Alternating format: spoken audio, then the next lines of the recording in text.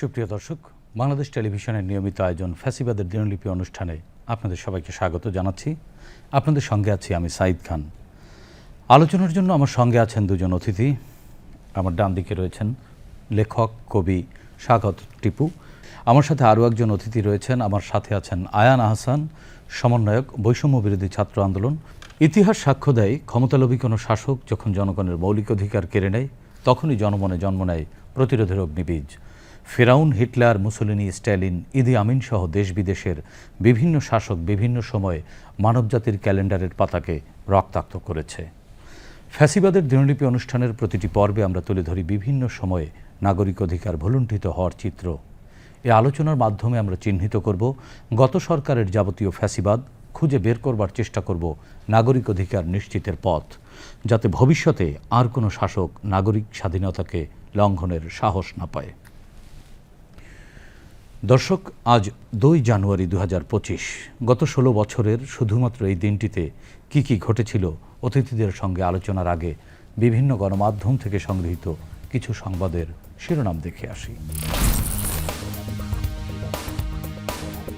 2009 নবম জাতীয় সংসদ নির্বাচন সুষ্ঠু ও সুন্দরভাবে সম্পন্ন হয়েছে। রাষ্ট্রপতি ইয়াজউদ্দিন আহমেদ। পুলিশ রাজনৈতিক প্রভাবমুক্ত হয়ে কাজ করতে পারবে, আইজিপির আশাবাদ।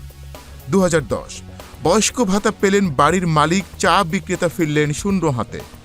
2011 52টি দুর্ধর্ষ ডাকাতির মামলাকে রাজনৈতিক হয়রানিমূলক হিসেবে প্রত্যাহারের সুপারিশ, আপত্তি পুলিশ সদর দপ্তরের।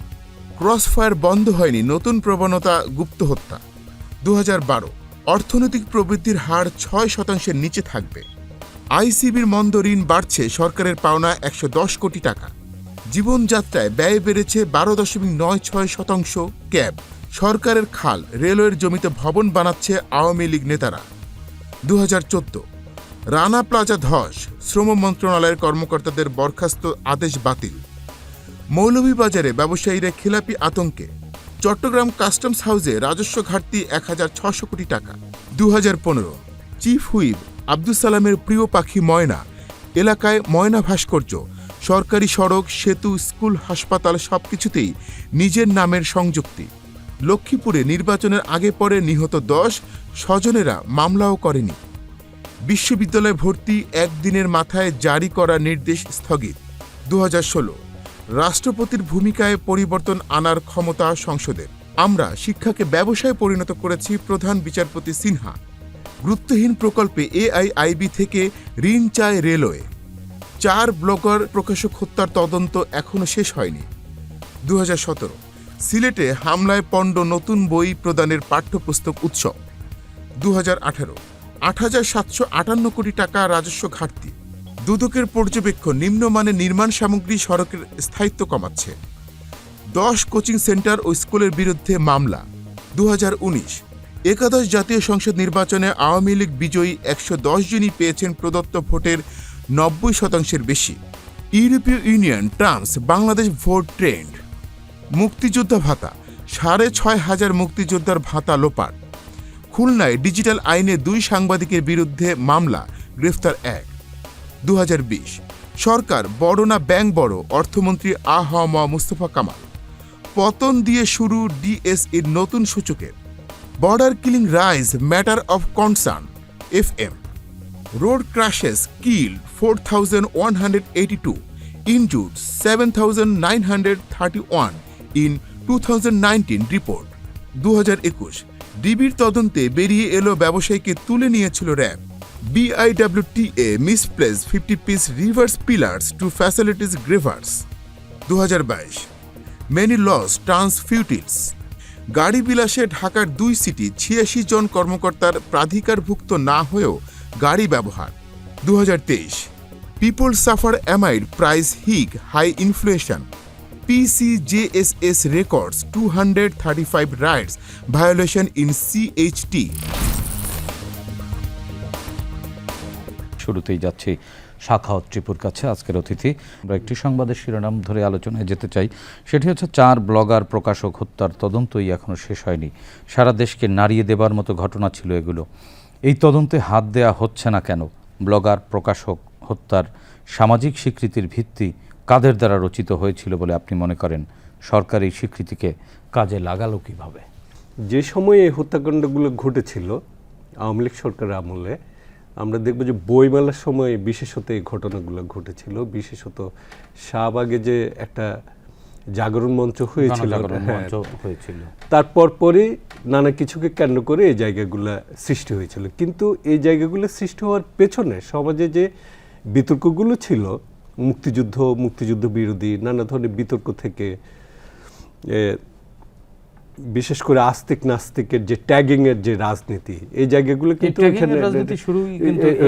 এই সময়টায় আর কি এত তীব্র ছিল না কখনো। একটা সমাজে দেখা গেল যে কেউ ধর্ম পালন করতেছে, কেউ করতেছে না, সমাজে এই বিভাজনটা অত আমাদের এখানে এত প্রকট ছিল না।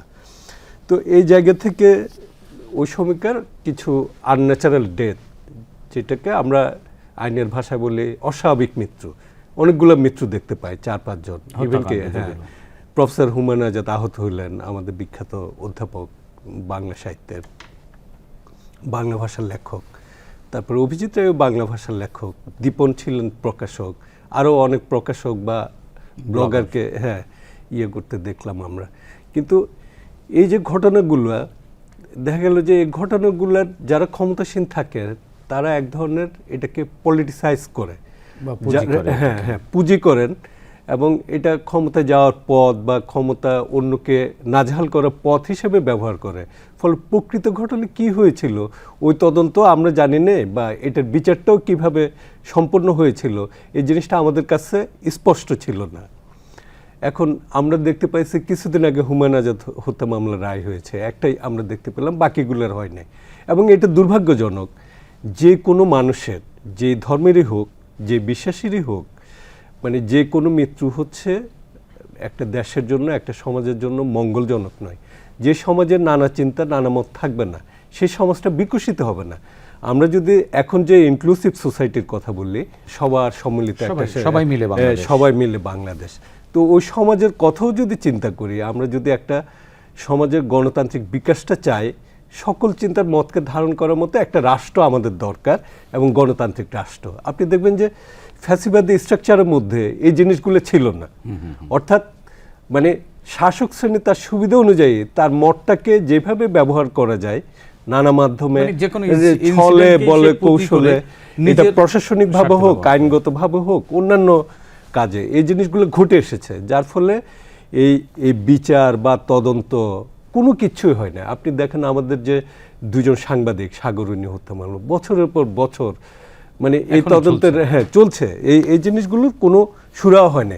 এখানে সবচেয়ে ভয়ঙ্কর দিক হচ্ছে মানে যেটার জন্য এই ঘটনাগুলো ঘটেছে বলা হচ্ছে মত প্রকাশের স্বাধীনতা। এখন মত প্রকাশের স্বাধীনতা বলতে আমাদের সমাজে ধারণাটা কি? মত প্রকাশে আমার কথাটা আমি বলবো, আমার অধিকারের কথাটা আমি বলবো, এটা সত্য।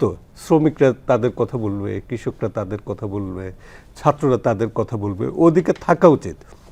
কিন্তু এই স্বাধীনতা মানে এমন না যে আমার কথার জন্য অন্যের স্বাধীনতা এক্স্যাক্টলি, মানে অন্যের স্বাধীনতাকে খর্ব করাটাই এটা মত প্রকাশের স্বাধীনতা হইতে পারে না। আমরা যে সমাজে লিবার্টি চাই, আমরা যদি সমাজের মধ্যে একটা সভরেন্টি চাই, আমরা যদি সামাজিকভাবে বসবাস করতে চাই, তাহলে এই জায়গাগুলো আমাদের একটা রিকনসিলিয়েশনের জায়গা, যেটা আমরা সংস্কারের কথা বলছি, নানা কিছুর কথা বলছি। আমরা এমন এক মুক্ত সমাজ দেখতে চাই, সব মানুষ তার অধিকারের জন্য কথা বলবে, মত প্রকাশ করবে, তার জায়গাটা, তার লেখালেখিটা করবে, ওই কাজটা করতে পারার অধিকারের কথা। তো এই জায়গাটা আমাদের জন্য অনেক সুদূর পরাহূত ব্যাপার, কারণ আমাদের শিক্ষা ব্যবস্থা, আমাদের শিল্প সংস্কৃতি, নানা কিছু, মানে আমরা যে অর্থে একটা দেশ 53 বছরে যে অর্থে অগ্রসর হওয়ার কথা আমাদের দেশটা, আমরা সেই অর্থে গণতান্ত্রিকভাবে অগ্রসর হতে পারিনি। ফলে এই অগ্রসর না হওয়ার ফলে আমাদের এই সংকটগুলা এখনো আছে, দীর্ঘস্থায়ী হয়েছে। এবং এই জায়গাগুলো যদি আমরা ধ্বংস করতে পারি, ফ্যাসিবাদের যে টুলসগুলো, যে বয়ানগুলা, এগুলো যত দ্রুত আমরা করতে পারি তত আমাদের জন্য ভালো, আমাদের সমাজের গণতান্ত্রিক। এটি তো লম্বা সংস্কারের বিষয় নিয়ে, এটি একেবারে সিদ্ধান্ত নিয়ে বন্ধ করে দিতে হবে। এটা পলিটিক্যাল সরকার নিতে হবে, একটা রাজনৈতিক সরকার দরকার আমাদের, যে এমন একটা গণতান্ত্রিক সরকার দরকার, উদার রাজনৈতিক সরকার, যেখানে হচ্ছে মানুষ অন্তত পক্ষে ভয়ে যে কথা বলতে পারতো না সেই জায়গাটা থাকবে না। মানে গণতন্ত্রের জায়গাটা হচ্ছে যে মানুষ ভয়হীনভাবে বাধাহীনভাবে মত প্রকাশ করবে এবং শুধু মত প্রকাশ না, সে চিন্তার স্বাধীনতাটা ভোগ করবে যে সমাজে থাকে, যে একটা সমাজ কিভাবে অগ্রসর হতে পারে, সমাজের সংকটগুলোকে চিহ্নিত করা, সেই জায়গাগুলোকে সুনির্দিষ্ট করে আগানো সমাজটা, সেই জায়গাটা তৈরি করার নামই হচ্ছে মত প্রকাশের স্বাধীনতা। এখন কি এই পরিবেশ আছে? আপনি কি মনে করেন? আমি মনে করি এখন অনেক উন্মুক্ত, যে জায়গাটা আমরা মানে জুলাই বিপ্লব পরবর্তী সময় জুলাই এটা তো নিঃসন্দেহে একটা বিপ্লব বলবো না, আমি বলবো যে এটা একটা বিশাল গণ অভ্যুত্থান। এত বড় অভ্যুত্থান উপমহাদেশে হয় নাই। আমরা এইখানে শ্রীলঙ্কাতে দেখেছি বা নেপালও কোনো কোনো ঘটনা দেখেছি, তারপর হচ্ছে পাকিস্তানও এই ধরনের ঘটনা দেখেছি, কিন্তু বাংলাদেশের মধ্যে আমি দক্ষিণ এশিয়ার কথা বলছি, বাংলাদেশের মতো এত বড় গণ অভ্যুত্থান অতীতে হয় নাই। 90 ছিল আমাদের একটা দৃশ্যমান চেহারা, আমরা দেখেছি। ওই সময় এরশাদ সরকার কিন্তু পালায় নেই। এই সময় এসে দেখলাম যে সবচাইতে বড় একটা একদলীয় শাসনের চূড়ান্ত রূপটা, যে ফ্যাসিস্ট রূপটা, সেই সরকার পালাতে বাধ্য হয়েছে এবং সরকারের সকল অর্গান সহ। এখন এটা একটা কলাপস হয়েছে। একটা কলাপস হলে যেটা হয়, একটা সাংস্কৃতিক শূন্যতাটা তৈরি হয়। ওই শূন্যতা পূরণ করার জন্য আমাদের অন্তর্বর্তীকালীন সরকারের যে সকল পদক্ষেপ নেওয়া প্রয়োজন, আমার মনে হয় কোথাও কোথাও ঘাটতি আছে, যে ঘাটতির জন্য আমরা এখন নানা ধরনের সংকটের মধ্য দিয়ে যাচ্ছি। এই সংকটটা হয়তো আমাদের থাকবে না ভবিষ্যতে যখন গণতান্ত্রিক সরকার আসে। জি, স্বাগত। আপনার কাছ থেকে শুনবো, আমরা একটু আয়নের মুখ থেকে শুনে আসি। আপনি নিশ্চয়ই দেখেছেন যে সিলেটে হামলায় পণ্ড নতুন বই প্রদানের পুস্তক উৎসব। একটি দেশের শিক্ষার প্রতি এই ধরনের আক্রমণ কি তার ভবিষ্যৎ প্রজন্মের প্রতি অবহেলার চিহ্ন কিনা? এই ধরনের অনেকগুলো টুলস মিলে বা চিহ্ন মিলেই কি আপনাদের এই জুলাইয়ে যে আন্দোলন, এই আন্দোলনে নেমেছিলেন, না শুধুই কোটা বিরোধী বা বৈষম্য বিরোধী আন্দোলন? কোনটি ছিল আসলে? একটা জাতির আসলে মূল স্তম্ভ হয়ে বলবো শিক্ষা। তবে হ্যাঁ, আমাদের আওয়ামী লীগ আমলে স্পেশালি আমাদের যে বিভিন্ন ক্ষেত্রে যে পার্সপেক্টিভটা আছে, যেমন আমরা ছাত্র রাজনীতি বলতে এখন আমরা বুঝি যে ছাত্রলীগের রাজনীতিটা, যে এখানে অনেকে বলে যে আমরা ছাত্র রাজনীতি চাই না, কিন্তু ছাত্র রাজনীতি ওরকম না। ঠিক একইভাবে সেই শিক্ষাটাও একই জিনিস। আমরা শিক্ষা বলতে বুঝি আমাদের বইয়ের যে মুখস্থ বিদ্যাটা, এইটা হচ্ছে শিক্ষাটা, কিন্তু এটার দোষ আমি দিব মেইনলি আওয়ামী লীগ বা এই সময়কার শিক্ষা ব্যবস্থা আমাদের এমন, হ্যাঁ, শাসন ব্যবস্থা আমাদের এমন একটা ধারণা ক্রিয়েট করছে যে শিক্ষা ব্যবস্থা শুধুমাত্র পাঠ্যপুস্তকের শিক্ষাটা। আর হ্যাঁ, আপনার কোয়েশ্চেনটা বলা যায় এখান থেকে আসলে ছাত্রদের মধ্যে এই জিনিসটা শুরু হয়েছে। আমি পার্সোনালি যদি এখন ছোট থেকে দেখি যে আমার শিক্ষা ব্যবস্থার মধ্যে এরকম ঘাটতি রয়েছে, শিক্ষা ব্যবস্থা থেকে যদি বাইরে চিন্তা করি, দেখতেছি শুধু শিক্ষা ব্যবস্থা না, অ্যাকচুয়ালি প্রশাসন ব্যবস্থা কিংবা চিকিৎসা ব্যবস্থা আমাদের দেশের সবগুলোতে আসলে ঘাটতি রয়েছে। অ্যান্ড যেহেতু একটা কথা আছে, তরুণ বয়সে রক্তকরণ থাকে, আমার বয়সী বাকি যারা আছে কিংবা যারা কেন্দ্রীয় সমন্বয়ক আছে সবার, আমাদের জাস্ট একটা দিক নির্দেশনার দরকার ছিল যে এই সময় থেকে আমরা সবাই নামে পড়ি, দেশটা আমরা সংস্কার করি। সো যখন এই দিক নির্দেশনাটা অ্যাকচুয়ালি চলে আসছে, তখন থেকে আমরা নেমে পড়ছি। আপনি যেটা বললেন আসলে কোটা সংস্কারের জন্যে, আমি আন্দোলনে প্রথম নামি, আমার জন্মের পরে প্রথম নামি হচ্ছে 16ই জুলাই, যেদিন আবু সাইদ মারা যায়। অ্যান্ড আমি ওই দিন কোটা সংস্কার, ওই সময় তো আপনি আবু সাইদের পাশে ছিলেন? হ্যাঁ, ওই সময় আবু সাইদের পাশে ছিলাম। অ্যান্ড আমি ওইখানে নেমেছিলাম কোনো কোটা সংস্কার না, আমি ঢাকা বিশ্ববিদ্যালয়ের অবস্থা দেখছিলাম যে এখানকার আমার ভাইয়েরা বোনেরা এরা একটা দাবির জন্য নামছে, আর তাদের উপর বাংলাদেশ সরকার কিংবা প্রশাসন তাদের উপর একটা অ্যাটাক করছে, সেটার প্রতিবাদে আমি নামছি, মেইনলি কোটা সংস্কারের জন্য না। আপনি বললেন যে 16ই জুলাই আপনি প্রথম জীবনের জন্মের পরে প্রথম আন্দোলনে নামলেন। ওই দিন আমরা নীল পাঞ্জাবি পরিহিত, সবুজ পাঞ্জাবি পরিহিত আপনাকে দেখেছি ভিডিওতে। ওই দিন তো আপনিও মরে যেতে পারতেন। রংপুরে আন্দোলন চলতেছিল খুবই ক্ষুদ্র আকারে, তবে 16 জুলাই ঢাকা বিশ্ববিদ্যালয় সম্ভবত গতদিন নেট বন্ধ করে দিছে বা এরকম কিছু একটা হয়েছিল, যেটার প্রতিবাদে পরের দিন আমাদের রংপুরে বিশাল একটা আন্দোলনের ডাক দেওয়া হয়েছে রংপুর জিলা স্কুল থেকে। অ্যান্ড সেই মিছিলটা আমরা আগেইতে যাব তৎকালীন পার্কের মধ্যে, যেটাকে আমরা বর্তমানে সবাই শহীদ আবু সাইদ চত্বর নামে চিনি। রংপুর পুলিশ লাইন্সের সামনে পুলিশ একবার আমাদের উপর অ্যাটাক করে, আমরা কিছুটা একটু ছত্রভঙ্গ হয়ে পড়ি, যেই কারণে মিছিলটার একবারে মিডলে ছিলাম।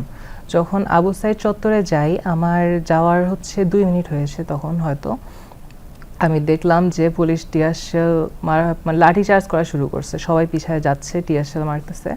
অ্যান্ড একটা ছেলে, আমি তখনও কিন্তু আবু সাইদকে আসলে চিনতাম না, আমি দেখলাম যে একটা ছেলে সরাসরি পুলিশের সামনে যে দুটা হাত এরকম খুলে দিল, আর আপনি যদি ভিডিওটা এই পয়েন্ট অফ ভিউ থেকে দেখেন, আপনি দেখবেন আমি 2 মিনিট কিন্তু স্থির হয়ে মানে আসলে সিচুয়েশনটা বুঝতেছিলাম, কারণ আই ভাবছি পুলিশ শ্যুট করতেছে কিন্তু হয়তো রাবার বুলেট গায়ে লাগে ফাটে যাবে, দ্যাটস ইনাফ। কিন্তু এই পাশ থেকে যখন দেখলাম তার পাশে আরেকজন পুলিশ চিল্লাচ্ছিল এত ক্লোজ রেঞ্জে শ্যুট করিয়েন না। ওই সময় মাথায় খটকাটা লাগছে যে এত ক্লোজ রেঞ্জে শ্যুট করিয়েন না, এটা তো রাবার বুলেটের ক্ষেত্রে বলার কথা না। আমি একবার দেখলাম যে কেউ আগাচ্ছে না, যখন ছেলেটা পড়ে গেল আমার ওটা দেখে আসলে খুব খারাপ লাগছে। আমি ওই সময় দৌড়ে আসি, সাইদ ভাইকে তুলি, অ্যান্ড সাইদ ভাইকে যখন তুলতেছি তখন আবার আমার দিকে বন্দুকটা তাক করা হয়েছে, আমাকেও শ্যুট করবে। আমি তখন ভাবছি যে একবার হয়তো লাগতে পারে বুলেট, কিন্তু আমার বাঁচার সম্ভাবনা আছে, ছেলেটার অতটা আসলে সম্ভাবনা নেই। আমি তাকে আমার এই পাশে ঘুরাই নিছে, আর তারপর আমার এই সম্পূর্ণ আর বাম পাশটাতে সম্পূর্ণ আবার ওরা শ্যুট করছে, যেটাকে ছড়রা বলে বা যেটাই বলা হোক। তারপর হচ্ছে ভাইয়াকে আর ভাইয়া ওই সময় আমার হাত থেকে একবার পড়ে যায়। সো পড়ে যাওয়ার পর ভাইয়া যখন মানে ভাইয়ার ভিতর থেকে ভাইয়া প্রথমে একবার জড়ায় ধরছিল, আমাকে জড়ায় ধরে বলার চেষ্টা করতেছিল যে ভাই আমাকে বাঁচাবে এরকম কিছু, বাট তার কথা স্পষ্ট হচ্ছিল না, কারণ তার গলা পর্যন্ত রক্ত উঠে আসছিল। এমন হইতে পারে যে তার যখন শ্যুট করা হয়েছে তার হয়তো কোনো একটা অর্গান ভিতর থেকে মানে বাস্ট হয়ে গেছে, যেই কোনো রক্তটা উঠে আসতেছে। সো ভাইয়া যখন পড়ে যায় আমি একটু মানে অন্যরকম আমার মনের সাথে চলে আসে, কারণ একটা ছেলের ভিতর থেকে তখন যে কোনো একটা কোল্ড ড্রিঙ্কসের বোতল যখন আপনি এরকম করে ঝাঁকাবেন তখন যেরকম করে একবারে ছিটকায় বের এরকম করে রক্তটা বের হচ্ছিলো তার মুখ দিয়ে। আর তারপর আমার সাথে আমার আরও কিছু সহযোদ্ধারা আসে, তাকে ওই অবস্থান থেকে নিয়ে যায় তাকে মেডিকেলে।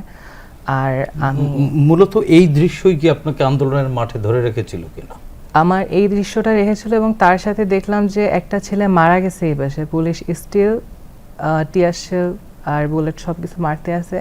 এবং সবচেয়ে বাজে লাগছে যেটা একটা প্রশাসনের একটা দেশের দায়িত্ব থাকে যে তার নাগরিককে রক্ষা করা, প্রশাসন হঠাৎ করে বেগম রোকেয়া বিশ্ববিদ্যালয়ের যে গেটটা আছে গেট থেকে সরে দাঁড়ালো, অ্যান্ড ভিতর থেকে 50-60 জন ছাত্রলীগ অস্ত্র হাতে বের হয়েছে, এবং ছাত্রলীগ এবং প্রশাসন একসাথে মিলে ছাত্রদের উপর অ্যাটাক করে। আমার ওই সময়টাতে মনে হয়েছে যে না, এই সরকারটার আসলেই পতন দরকার, চলতেছে না। তো মূল প্রেক্ষাপটটা এইখানেই। জি, ধন্যবাদ। আপনার কাছ থেকে আবারও শুনবো সাক্ষাৎ টিপু। আপনার নজরে আরেকটি প্রশ্ন আনতে চাই। আমরা একটি শিরোনাম দেখলাম, গাড়ি বিলাসে ঢাকার 2 সিটি, 86 জন কর্মকর্তার প্রাধিকারভুক্ত না হয়েও গাড়ি ব্যবহার। উচ্চবিলাসী জীবন ভাবনা কি দুর্নীতির জন্য দায়ী, না এটা আসলে যে প্রশাসনের যে কাঠামো, প্রশাসনিক কাঠামো দায়ী, না প্রশাসনিক কাঠামোই দুর্নীতিকে উৎসাহিত করে? এ অবৈধ তো সব জায়গায়, শুরুটাই তো অবৈধ, এবং এটার প্রক্রিয়া যতগুলো, যে কোনো একটা ছোট অপরাধ বড় অপরাধকে সহযোগিতা করে। আমি এই অর্থে বললাম, আপনি জিনিসটা ছোট দুর্নীতি বড় দুর্নীতি না।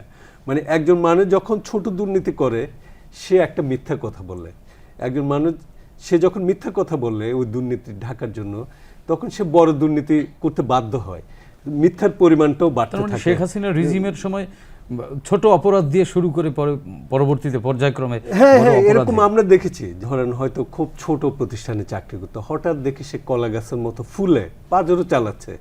এই জিনিসগুলো তো আমরা দেখেছি সমাজের মধ্যে। যে ধরনের সিন্ডিকেট দিয়ে আমাদের এখানকার বিভিন্ন প্রতিষ্ঠানগুলা পরিচালিত হতো, তো সিটি কর্পোরেশনও তার বাইরে না। আমি বলছি যে সিটি কর্পোরেশনের আপনি যে মানে রাষ্ট্রীয় সব জায়গাগুলোই এই একই চিত্র, একই চিত্রের মধ্যে ঢুকে গিয়েছিল। এটা তো প্রক্রিয়া। দুর্নীতি হচ্ছে পিরামিডের মতো। এটা হচ্ছে ফুটপাত থেকে, চায়ের দোকান থেকে যে চাঁদা সংগ্রহ করে, এটা হচ্ছে টপ টু বটম, একদম পিরামিড সিস্টেম। আপনি যখন এটা কোনো এক জায়গায় কলাপস করবে, ধরেন যে ফুটপাতে চা বিক্রি করতেছে, সে হয়তো সে যে চাঁদাটা দিচ্ছে, যে করতেছে, সে ছোট চাঁদাবাজ, কিন্তু তার চাইতে বড় চাঁদাবাজ তো উপরে রয়ে গেছে। মানে জিনিসটা হচ্ছে মানে একই রকম। এটা হচ্ছে চেইন, এটা টোটাল চেইন। এটা কখন ব্রেকডাউন করে? ধরেন একটা রাষ্ট্রে যখন দেখা যায় যে এটা পরিমাণটা অস্বাভাবিক হয়ে যায়, তখন মাঝে মধ্যে ব্রেকডাউন করে। আমরা দেখতাম শেখ হাসিনা আমলে অনেক দুর্নীতিবাজরা ধরতে, মানে টুকটাক ধরতে দেখছি আমরা, ক্যাসিনো সম্রাট বা এই জাতীয় জায়গাগুলো দেখেছি, হ্যাঁ ছাগল কাণ্ড দেখেছি। এগুলো কিছু কিছু যে ছোট জিনিস, যখন একটা শাসন কাঠামোর মধ্যে তার অপরাধগুলা এত এত ব্যাপক, আপনি ছিটকে একটা ছাগল দিয়ে আমরা বুঝতে পারতাম যে উনি এত বড় দুর্নীতিবাজ। ছাগল কাণ্ডের মতিউরি আবার এখন এই বৈষম্য বিরোধী আন্দোলন বা এই শহীদদের নিয়ে বইটই লিখে আবারও জায়েজ হবার এক ধরনের চেষ্টা চালাচ্ছেন তিনি। এই বিষয়টিকে আপনি আসলে কিভাবে দেখবেন? এটা সবসময় থাকে। এরশাদ পতনের পরও যারা এরশাদের সুবিধাভোগী ছিল, এরশাদ পতনের পর তারা বই লেখে এই সুযোগটা নিয়েছে। আমাদের সমাজটা খানিকটা মায়ার সমাজ। আপনি ধরুন হাজার ঝগড়া ফ্যাসাদ হইলো, সকালে ঝগড়া হইলে বিকালে গিয়ে কোলাগুলি করে, সমাজটা এরকম। তো এইখানে সেই সুযোগটা নাই। যে অপরাধী তার অপরাধের শাস্তি হওয়া উচিত, তদন্ত হওয়া উচিত, যে যতটুকু অপরাধ করেছে তার শাস্তি ততটুকু। টিপু ভাই, আরেকটি সংবাদের শিরোনাম আপনার নজরে আনতে চাই। 2009 সালের একটি সংবাদ, পুলিশ রাজনৈতিক প্রভাব মুক্ত হয়ে কাজ করতে পারবে, আইজিপি আশাবাদ ব্যক্ত করেছিলেন 2009 সালে। কোনো প্রতিশ্রুতি তো তারা রক্ষা করতে পারেনি। দোষ কি পুলিশের না সরকারের? না, এখন রাষ্ট্রযন্ত্রটা কিভাবে চলে, ধরেন দুইটা জিনিস আমাদের এখানে যেটা ঘটে গেছে, সরকার এবং রাষ্ট্র একদম একাকার হয়ে গিয়েছিল। এটা তো একটা দূরত্ব আছে। সরকার স্থায়ী না, রাষ্ট্রটা স্থায়ী। সরকার হচ্ছে একটা নির্বাচিত ভোটের মাধ্যমে আসে এবং নির্বাচিত ভোটের মাধ্যমে জয়লাভ করে অথবা সে ক্ষমতা হস্তান্তর করে। এটা হচ্ছে সহজ পদ্ধতি। এখন ধরেন একটা দেশের কোনো সরকার যদি অবৈধভাবে ক্ষমতা কুক্ষিগত করতে চায়, সে রাষ্ট্রের সঙ্গে মিশে গেছে। এখন সরকার আর কে পুলিশ কে সরকার আপনি বুঝার কোনো জায়গা নাই আর কি। আমরা অনেক পুলিশ কর্মকর্তাকে দেখেছি যে আওয়ামী লীগের নেতাদের মতো যে রাজনৈতিক কথাবার্তা বলতে, কিন্তু এটা তার দায়িত্ব না। একজন পুলিশ হচ্ছে বিরোধী দলেরও পুলিশ, সরকারি দলের পুলিশ, জনগণের পুলিশ এবং সাধারণ মানুষ যারা রাজনীতির বাইরে থাকে তাদেরও পুলিশ। সে তো 18 কোটি মানুষের পুলিশ, কারণ তার চাকরিটা স্থায়ী, সরকার স্থায়ী না। সরকার হচ্ছে অস্থায়ী চাকরি, জনগণের ম্যান্ডেট দ্বারা আসে।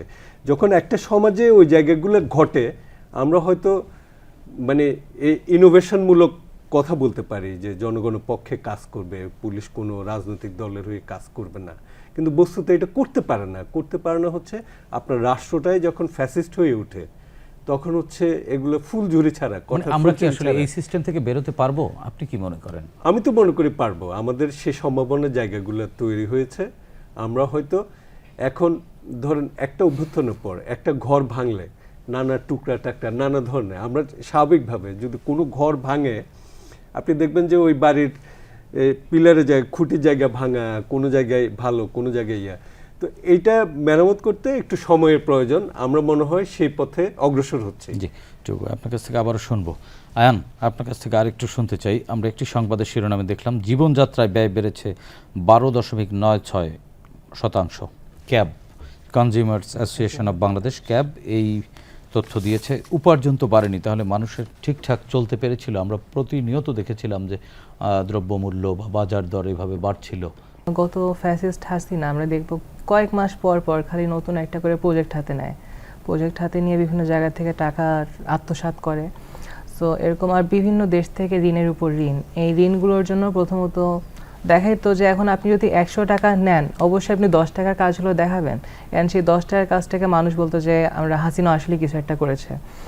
আর ঋণের ক্ষেত্রে প্রথমত একটা হচ্ছে দ্রব্যমূল্য বৃদ্ধির কারণ। অ্যান্ড আমি এখন কিন্তু টাস্ক ফোর্সের সদস্য রংপুর জেলা।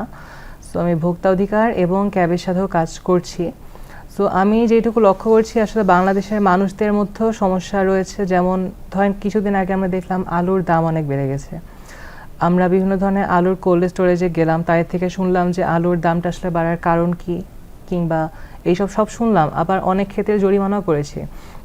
এখন ভোক্তা আইনে 50,000 থেকে 1 লক্ষ টাকার উপর কিন্তু কোনো নিয়ম নেই যে এর চেয়ে বেশি জরিমানা করা যাবে। হ্যাঁ, সো 1 লক্ষ টাকা জরিমানা করার পর ধরেন ভোক্তা অধিকার কেবল কোল্ড স্টোরেজ থেকে বের হইলো, ওরা 1 টাকার দাম 10 টাকা, ওরা যেটা জিনিসটার দাম 1 টাকা ছিল সেটাই ওরা 10 টাকা করে দিছে। কারণ ওদের উপর 1 লক্ষ টাকা জরিমানা করা হয়েছে, ওরা 1 লক্ষ না, ওরা এটার পরিবর্তে 10 লক্ষ তুলবে। সো এই প্রসেসটা শুধু এখন না, এই প্রসেসটা অনেক দিন ধরেই চলছে। এটার কারণ কি? আপনি টাস্ক ফোর্সের একজন সদস্য হিসেবে একেবারে সুনির্দিষ্ট করে যদি বলতে বলা হয়, কোন কারণগুলো আপনি পেয়েছেন? আপনি বলেছেন যে এটি শুধু সরকার না, সাধারণ জনগণেরও দায় আছে। জনগণের দায় কোনটুকু, সরকারের দায় কোনটুকু? জনগণের দায় বলতে আমি জনগণের মানে মেন্টালিটিটা আমরা গত 16 বছরে আমরা যেটা দেখেছি, যেটাকে মানে কিছু ক্ষেত্রে যেটা সম্বোধন করে খাই খাই একটা অবস্থা, যে যেখান থেকে পারে সে সেখান থেকে খাচ্ছে।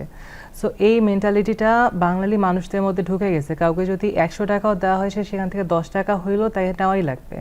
এই মেন্টালিটিটার জন্য শুধুমাত্র আলু না, কয়েকদিন পর দেখবো ডিম, পেঁয়াজ, লবণ, মানে যেগুলা মানে সাধারণ মানুষদের জন্য আসলে যেটা উচিত সেইটার দামও আমরা যেমন শুনি যে কালকে কিয়ামত, বাঙালিরা আমাদের কাফনের দামও বাড়ায় দিবে। এই একই ক্ষেত্রে আমাদের আসলে, আমি নিজেও বাঙালি, আমি নিজেও তো বুঝি, কিংবা আপনারা এখানে যেই কজন আছে, আমাদের মেন্টালিটিটাই সমস্যা। যদি আমরা মেন্টালিটি চেঞ্জ করতে পারি, মেন্টালিটি চেঞ্জ করবার জন্য আসলে আমাদের কি করা উচিত, বা এই সরকারের তো অবশ্যই করণীয় আছে মানুষের মেন্টালিটি চেঞ্জ করবার জন্য। মেন্টালিটি চেঞ্জ করার জন্য বলতে গেলে একটা জনমত ক্রিয়েট, একটা গণ অভ্যুত্থান, যেমন এবার আমরা এই ফ্যাসিস্ট পতনের জন্য একটা গণ অভ্যুত্থান করলাম। অ্যান্ড এমন কিন্তু না যে হাসিনা বা ফ্যাসিস্টের নিচ থেকে উঠছে, ওকে কিন্তু উঠাইছে, আমরাই কিন্তু উঠাইছি তাকে, সে কিন্তু নিচ থেকে উঠেনি। সো যখন অ্যাকচুয়ালি মানুষরাই বুঝবে যে এই কাজটা করা উচিত না, মনে করেন আমার একটা কোল্ড স্টোরেজ আছে, আমি বুঝতেছি যে এখন আলু একটা এমন বস্তু যেটা সর্বসাধারণের জন্য সবাই খেতে পারে। এখন যদি আমি নিজের মেন্টালিটি থেকে ভাবি যে এটা সবার জন্য, আমার আসলে এখানে খারাপ কিছু করা উচিত না, তাহলে যেমন আমার দিক থেকে এটা ছড়ে যাচ্ছে, কিংবা আমি কোনো না, এখানে কি মানে যারা এই সাধারণ জনগণ চাইবেই বেশি লাভ করতে চাইবে, ব্যবসায়ীদের মধ্যে বেশি লাভ করার প্রবণতা সেই শুরু থেকে আজ পর্যন্ত চলছে এবং ভবিষ্যতেও চলবে। সেই ক্ষেত্রে এটি তদারকির জন্য তো কিছু লোক রয়েছে, সেই তদারকি যারা করার দায়িত্বে রয়েছে তাদের কোনো উদাসীনতা আপনারা পেয়েছেন কিনা বা দেখেন কিনা? আমি আসলে রংপুর ভিত্তিক কাজ করছি, আমি রংপুরের মধ্যে পাইনি। তবে হ্যাঁ, এটা শুধুমাত্র আমি বলবো তদারকি না, যারা মানে ক্রেতা তাদের মধ্যেও এটা আসলে হওয়া লাগবে যে একটা জিনিসের দাম 40 টাকা হওয়ার কথা, 50 টাকা কেন দিব? তাকে অবশ্যই চার্জ করার অধিকার একজন সাধারণ মানুষ, যেহেতু আমি ক্রেতা, পণ্য আপনার হইতে পারে, আপনার লাভটা তো আমি করাচ্ছি, আমাকে আপনার চার্জ করার অধিকারটা রয়েছে। কিনবো না, আমি কিনলাম না, আপনি না বলে দেওয়ার সুযোগ আছে। না বলে দেওয়ার সুযোগ আছে। সো এরকম করে যদি মনে করেন, যদি রিসেন্ট যে কোনো একটা সবজি ধরেন, বাঁধাকপি বা ফুলকপি, যেমন এখন সিজন চলতেছে, ফুলকপির দাম বেড়ে গেল, আচ্ছা ঠিক আছে, আপনি দাম বাড়িয়েছেন, আমি ফুলকপি কিনবো না, ফুলকপি খাবো না। যখন দেখবে যদি ফুলকপি একটা না কয়েকদিন নষ্ট হয়ে যাচ্ছে, ওরা আলটিমেটলি নিচ থেকে বিক্রি করা শুরু করে দিবে কম দামে।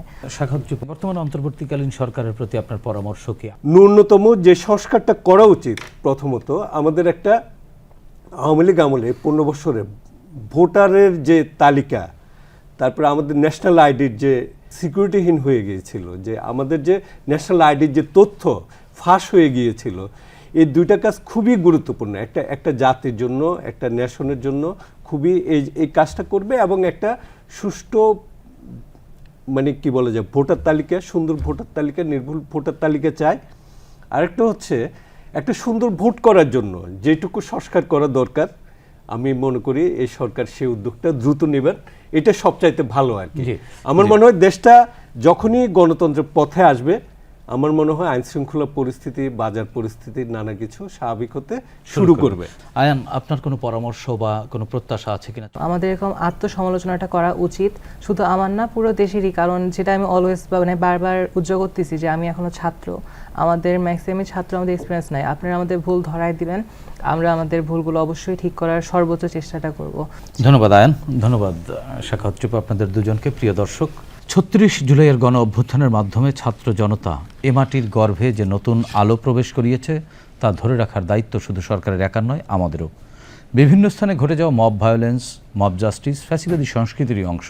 সুশাসনের প্রয়োজনে দীর্ঘদিনের চর্চিত এই ফ্যাসিবাদী সংস্কৃতি থেকে বেরিয়ে এসে আইনের আশ্রয় নিতে হবে আমাদের। আসুন আমরা সুনাগরিকের পরিচয় দেই, ফ্যাসিবাদকে রুখে দেই। দর্শক, দেখা হবে আগামী পর্বে নতুন অতিথিদের সঙ্গে। ততক্ষণ পর্যন্ত ভালো থাকুন, সুস্থ থাকুন, বাংলাদেশ টেলিভিশনের সঙ্গেই থাকুন। খোদা হাফেজ।